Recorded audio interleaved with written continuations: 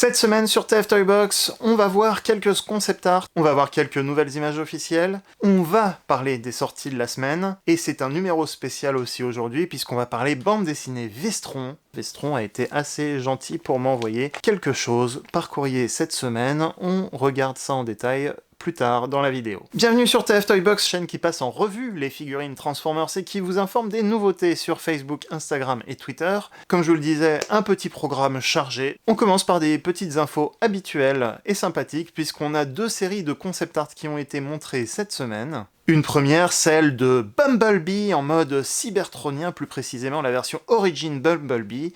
Son apparition dans le premier épisode Génération 1 et qui a eu droit à une figurine cette année dans la gamme Buzzworthy Bumblebee. Ken Christensen nous partage donc les concept art qu'il a réalisés pour aider à la conception de cette figurine.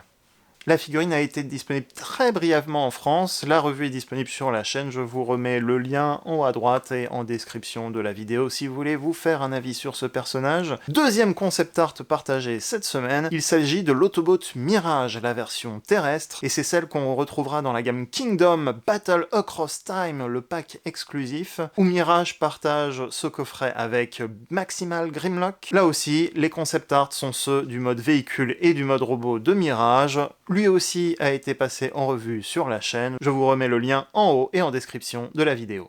Nouvelle sortie annoncée par Takara au Japon, une future figurine Premium Finish, cette fois consacrée à la gamme du film. Pour rappel, il y a 6 figurines Warforce Cybertron, siège et 6 figurines du film de prévues de la gamme Studio Series. On a donc droit à une nouvelle figurine Studio Series dans cette gamme, il s'agit tout simplement d'Optimus Prime, la version du premier et du deuxième film Revenge of the Fallen, c'est-à-dire le camion avec les belles flammes sur le dessus. C'est la toute première version d'Optimus qui est sortie, donc qui ressort ici dans un packaging premium avec aussi de la peinture premium finish forcément. Cette figurine a droit à des accessoires en plus par rapport à la version 0.5. La version 0.5 initiale sortie dans le commerce avait 2 épées, les 2 épées qu'on retrouvera dans Revenge of the Fallen. Il a droit aussi à 2 blasters, 2 pistolets qui accompagnaient les autres versions d'Optimus Prime en figurine Studio Series, celle du premier film et celle de Dark of the Moon. J'espère que je ne vous ai pas perdu. En tout cas, donc 4 accessoires en tout, de la peinture premium en plus. Il s'agit de la version 0.5, c'est-à-dire qu'elle ne sera pas compatible avec Jetfire pour former Jetwing Optimus Prime. Autre photo officielle, l'annonce de la première vague Legacy côté marché japonais chez Takara au Japon. Les vagues au Japon côté Takara ne sont pas exactement les mêmes que chez Hasbro. La première vague est donc constituée de 3 figurines. Il s'agit de 2 figurines Deluxe Génération 1 de la vague 1 Legacy, Dragstrip le Stunticon et Skids, l'Autobot Skids, la voiture Autobot de 85. On a donc de nouvelles images, peut-être un peu meilleures que les versions Hasbro en termes de photos de ces 2 figurines. Et enfin, la troisième figurine Legacy chez Takara sera tout simplement Bulkhead. Bulkhead commence à apparaître timidement en France, en Allemagne et en Pologne. Il a été vu en France à Jouet Club et à Leclerc, donc n'hésitez pas à garder l'œil ouvert, on sait jamais, sinon d'autres précommandes sont disponibles sur des magasins en ligne pour le mois de mars-avril, sa date initiale de sortie. Je vous remets des extraits vidéo de Bulkhead qui a été passé en revue également sur la chaîne. Et on a fini avec les nouvelles de la semaine. Si, dernière news jouet de la semaine, aucune photo, aucune information officielle d'Hasbro car ce n'est toujours pas annoncé. Je ne le mettrai pas trop le détail dans cette vidéo, mais Amazon a listé un premier jouet Rise of Beast d'une valeur de moins de 10$ avec un nom très précis d'un Maximal connu qui sera dans le film, apparemment, on ne sait pas encore, et avec une date de sortie au 15 avril. Ça voudrait dire qu'on aurait certaines figurines Rise of Beast. Il y avait des rumeurs et des listings qui circulaient déjà, mais là ça fait une autre preuve que les jouets Rise of Beast seraient en approche, à moins qu'il y ait une modification. Comme Hasbro n'a pas encore annoncé officiellement les jouets à l'heure de cette vidéo, on ne peut pas le confirmer. Ça voudrait dire quand même que certaines figurines Rise of Beast sont bien prévues pour cette année, même si le film a été décalé à l'année prochaine. Comme d'habitude, vous pouvez suivre la chaîne sur Facebook, Instagram et Twitter, en plus de YouTube. N'hésitez pas à suivre les différents réseaux sociaux. Si cette vidéo vous plaît, n'oubliez pas le pouce positif, ça fait toujours plaisir et ça aide la vidéo à se propager. Si vous ne connaissez pas la chaîne et que vous êtes nouveau, n'oubliez pas de vous abonner à la chaîne, vous recevrez les futures vidéos automatiquement. Pour une fois, on va rentrer un peu plus dans le détail dans les bandes dessinées Vestron. Il y a des nouvelles sorties ce premier trimestre, ces 2 premiers mois. Vestron a été super, il m'a envoyé 2 bandes dessinées cette semaine pour vous les partager en vidéo. Donc petite précision pour clarifier, j'ai bien reçu ces 2 produits gratuitement.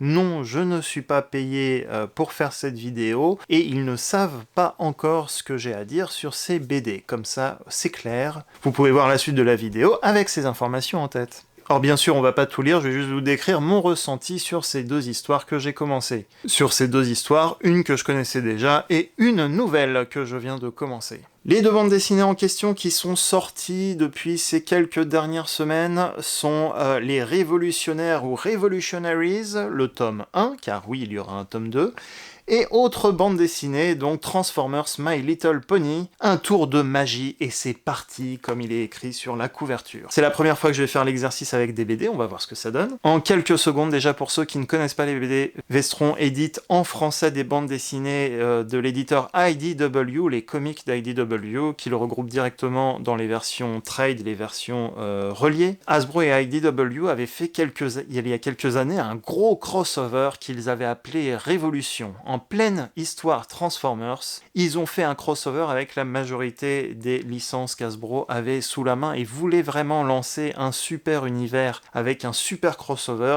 qui inclut entre autres, et ils seront présents dans les Révolutionnaires, les G.I. Joe, les Micronautes, Mask, Rome, le Space Knight, le Chevalier de l'Espace, je ne sais pas si ça se dit comme ça en français d'ailleurs, et Action Man. Imaginez Hasbro et IDW qui veulent faire un gros crossover de type Avenger ou Justice League pour ensuite présenter des séries et des bandes dessinées de ces héros individuels après le crossover Révolution. À l'époque, ça avait surpris pas mal de fans, on sentait un petit peu quand même le crossover forcé, et le premier tome Révolution, qui est aussi disponible chez Vestron, introduit dans les histoires de Transformers et l'équipe d'Optimus Prime qui est actuellement sur Terre, va introduire plein d'histoires, des complots, des troupes militaires, des terroristes, et bien sûr des aliens de l'espace qui vont se retrouver, mine de rien, liés aux Transformers. Révolution était un gros crossover qui n'était pas forcément évident à digérer. Je parle en mon nom parce que personnellement je suis un grand fan de Transformers, j'étais fan de Mask aussi petit,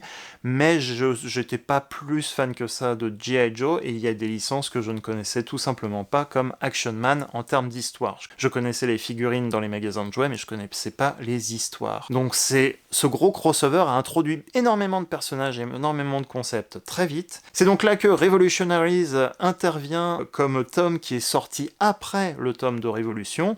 Après le crossover, les histoires de Transformers ont repris leur chemin, des histoires type de G.I. Joe et des autres licences ont eu droit à leur tome individuel. Vestron a d'ailleurs sorti les tomes de G.I. Joe, Mask et Rome dans cette continuité. Je l'avais déjà lu en anglais, je trouvais que Revolutionaries était une histoire qui se lisait beaucoup mieux que Révolution. Pourquoi ? Parce que chaque numéro de comics se focalisait en quelque sorte sur une seule franchise ou un seul personnage. Sans dire trop de spoilers, déjà les équipes sont restreintes. Il y a des Transformers dans cette histoire, mais l'Autobot essentiellement qui va être associé à tous ces nouveaux héros va être du côté Autobot Cup. C'est le personnage de l'Autobot Cup qui a été détaché petit à petit des histoires Transformers et de l'équipe d'Optimus Prime pour être utilisé dans ce crossover Revolutionaries. Tous les Autobots qui étaient dans Revolution ne se retrouvent pas dans Revolutionaries. Il y a d'autres Autobots, il y a d'autres Decepticons qui vont apparaître dans des flashbacks. Revolutionaries était donc mieux réussi pour moi que Révolution, dans le sens où il s'est focalisé beaucoup plus sur des équipes restreintes et un casting beaucoup plus limité. Donc il y a plus de temps de développer les différentes relations avec les personnages et les personnages qui sont utilisés. Il y aura une équipe de Decepticons qu'on n'a pas vu depuis longtemps également dans une des histoires. Je n'en dis pas plus. Mais voilà, on va pas avoir un gros groupe d'Autobots et un gros groupe de Decepticons mélangés à tous les gentils et tous les méchants de G.I. Joe et de toutes les autres licences. On va avoir un développement d'histoire focalisé sur des petits sous-groupes de personnages qu'on a vus avant. Et ça, c'est bien. Ce tome Revolutionaries comporte le regroupement de 4 comics. Et le tome 2 regroupera aussi 4 comics. Cette histoire est à mes yeux donc plus claire que Révolution et m'aura aidé aussi à suivre les futures histoires de Transformers qui utilisaient ponctuellement des personnages des autres univers de type Rom ou G.I. Joe. Au moins Revolutionaries aura permis de développer un peu plus les relations entre les personnages et un peu plus le background des personnages, car il y a aussi des scènes de flashback. À la fin de la BD, Vestron annonce également les futurs tomes qui devraient être développés et qui font suite à ce crossover. Il y aura donc normalement Transformers versus les Visionaries. Il y aura le second crossover où tout le monde se rencontre, qui s'appelle Révolution 2 First Strike, et la fin du premier arc IDW qui s'est fini en 2019. Le final s'appellera aussi la Révolution finale Unicron. Devinez qui va être le méchant dans cette série. Et donc, autre surprise pour moi et autre sortie ce mois-ci chez Vestron, c'est un drôle de crossover puisqu'il s'agit de Transformers et My Little Pony. Que dire ? C'est une BD que je n'avais pas voulu acheter à l'époque, je trouvais ça absurde et bizarre. Je suivais les crossovers de type Ghostbusters ou Retour vers le futur, mais j'avoue que celui-là, je me disais, tiens, ça va pas forcément me plaire, tiens, c'est pas dans la continuité, tiens, c'est pas essentiel. J'avoue que l'ayant sous la main, j'ai commencé à le lire, j'en suis à la moitié, et c'est tout simplement une bande dessinée fun, c'est une bande dessinée découpée en plusieurs petites histoires. Pareil, je vais pas dire de spoiler, mais je vais juste dire comment ils se retrouvent ensemble dans la toute première histoire. Bien sûr, dans l'univers des petits poneys, il y a une bataille entre les gentils et les méchants petits poneys, et sur Cybertron, il y a la guerre entre Autobots et Decepticons, un Space Bridge va s'ouvrir, et du coup, nos Transformers, au lieu de se retrouver sur Terre, vont se retrouver dans le monde de My Petit Poney, et après ils ont des aventures farfelues plus les unes que les autres. D'un point de vue lecture, c'est juste fun et rigolo, c'est pour tout public, c'est pour tous les âges, même quand on est adulte finalement, on s'amuse bien. Et il y a beaucoup de clins d'œil en termes de personnages Génération 1 et pas que Génération 1, puisqu'il y aura aussi par exemple Wineblade qui va apparaître un moment. On sent que ceux qui ont raconté l'histoire s'y connaissent aussi un petit peu en Transformers, car ils ont même pioché un moment en usage de personnages les Rainmakers, donc c'est pas des personnages qui sont très utilisés dans l'univers Transformers, mais ils sont bien là, donc j'ai trouvé ça plutôt rigolo. Encore une fois, c'est fun. Il y aura aussi Gauge, un personnage introduit dans l'univers IDW de 2019, donc ils ont vraiment pioché dans tous les univers. Ce n'est pas dans la continuité, c'est un crossover parallèle comme Ghostbusters ou Retour vers le futur, mais ce n'est pas dans la continuité de nos histoires Génération 1, c'est un autre univers parallèle. Même si j'ai pas envie de vous spoiler, il y a juste la toute première page qui met tout le monde d'accord, où un petit poney sort d'un magasin de BD et dit juste tout simplement... C'est pour ça que ces crossovers tarabiscotés ne devraient pas exister. Les créateurs de la BD se moquent de leur propre crossover dès la première bulle pour dire attention, c'est pas sérieux, c'est juste rigolo pour s'amuser, donc amusez-vous en lisant la BD. Je trouve ce clin d'œil vraiment très bien. Je ne sais pas si on peut parler de quatrième mur ou d'usage d'humour de bande dessinée à la Deadpool, mais je trouve ça très malin des dessinateurs et de ceux qui ont écrit les dialogues, d'avoir mis dès la première page tout le monde d'accord en disant « Oui, c'est juste fun, cherchez pas la continuité avec les épisodes Génération 1, il n'y en aura pas. » C'est juste fun, et avec nos personnages Génération 1 et d'autres univers qui seront présents dans la BD. Soundwave et ses cassettes, Wineblade, les Insecticons, les Constructicons, il va y avoir beaucoup de personnages pour ces histoires. Bon, il y a aussi beaucoup de petits poneys comme Rainbow Dash, Fluttershy, Pinkie Pie, Spike, le poney, pas Spike Wiki, Applejack, Princesse Cadence. Là, j'avoue, j'ai lu parce que je ne connaissais pas les personnages, mais je vais apprendre à les connaître. Conclusion, une BD tout simplement fun qui se laisse très bien lire, même si on est collectionneur adulte. Ça me plaira pas à tout le monde, mais encore une fois, j'apprécie la lecture, et du coup, maintenant, je sais qu'il y a eu d'autres numéros après cela. De mémoire, cette BD regroupe 4 comics de crossover My Little Pony et Transformers, et je crois même que IDW avait fait un deuxième crossover avec les petits poneys. Donc c'est sûr, je jetterai un coup d'œil sur le deuxième crossover My Little Pony, parce que, encore une fois, même si cette BD m'a été envoyée, sincèrement, je trouve cette lecture très très fun et agréable. Donc jetez-y un œil quand même si vous le pouvez. Si ça vous a plu, si vous voulez que je vous raconte d'autres histoires ou d'autres bandes dessinées, n'hésitez pas à me le mettre en commentaire. Qu'est-ce que vous en avez pensé ? Est-ce que vous voulez en voir d'autres ? N'hésitez pas à me dire si ça vous a plu. Et si c'est le cas, on pourra peut-être recommencer une prochaine fois. Et maintenant, on passe à la suite. Les news à l'international. Au Japon, on avait non pas une, mais 3 figurines Premium Finish qui sont sorties en même temps la semaine dernière. Il s'agit de Ultra Magnus, le leader classe siège, mais avec un camion un peu plus foncé à l'avant. Il s'agit de Starscream, le Seeker Starscream avec un gris un peu plus foncé. Celui-là, je me le suis procuré, je l'ai passé en revue la semaine dernière. N'hésitez pas à voir la revue si ce n'est pas déjà fait, je vous remets le lien également en haut. Et autre figurine, pour vous montrer en même temps les packaging de ces figurines que j'avoue je ne prendrai pas. Par contre, s'il s'agit de Studio Series Megatron du premier film, le Studio Series Voyager Class, qui a été également légèrement amélioré en termes de peinture. Sortie de la semaine au niveau France, cette fois, on a de plus en plus de disponibilité de Slammer et Pipes dans les magasins, y compris les magasins Fnac, à un prix plutôt raisonnable. Tigatron est en train également de se propager en magasin, en plus des magasins en ligne. Il a été trouvé cette semaine à Kingsway et dans d'autres magasins, entre autres. Plus de signes de Bulkhead et de Blasters, mais on sait qu'ils ont été vus la semaine dernière à Leclerc et on sait également que la sortie normale de ces produits est prévue pour mars-avril, donc on est sûr qu'il y aura des restocks sur ces figurines. Pour le coup, pas de signe pour l'instant de Kingdom Blasters, mais c'est normalement la même version que vous retrouverez dans la gamme Legacy, dans la taille Voyager, la vague 1 Voyager. Enfin, les studios séries se font attendre en France, mais il y a quelques signes de sortie, en tout cas sur les magasins en ligne, et notamment Amazon, qui a stocké Sweep et également le Coronation Starscream à des prix un peu plus supérieurs à la normale quand même. Je vous mets les liens en description de la vidéo, mais normalement on devrait les voir aussi dans d'autres magasins, en espérant que Sweep vienne un peu plus en force par rapport à Scourge l'année dernière.